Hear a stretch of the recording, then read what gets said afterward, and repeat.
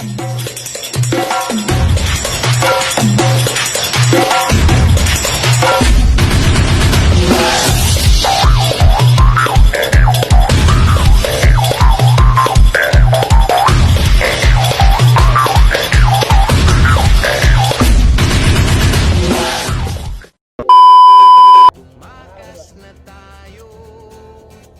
the Kaliklik Resort, located at Samal Island. In here, you can enjoy the view, feel the beach, and experience a lot of moments with your family and friends. So what are you waiting for?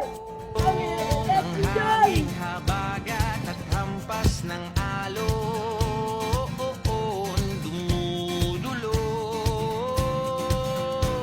at niyayakag na tayo ng karagatan.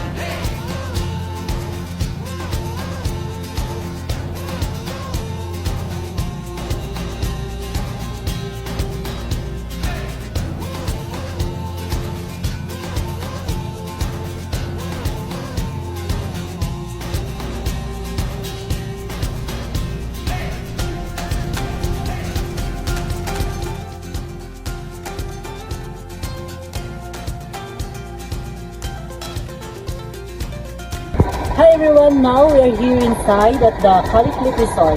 Now I will going to introduce you the cottages, the wonderful and colorful cottages that you're going to celebrate or hang out with your friends or family.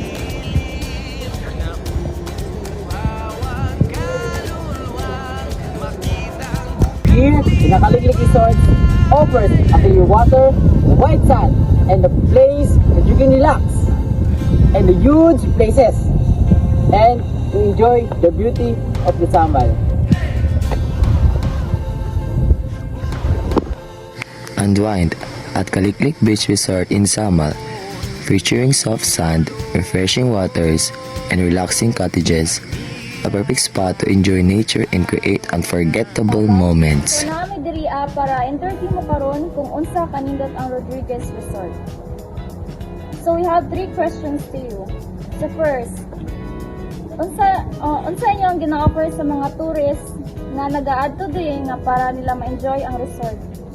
Ang among ginaano sa amo ang mga guys, gina-aware na mo sila. Kung mangutan na sila sa amo ang kami na mga staff diri sa resort na nami boat nga para pang island hopping sa Kalikod.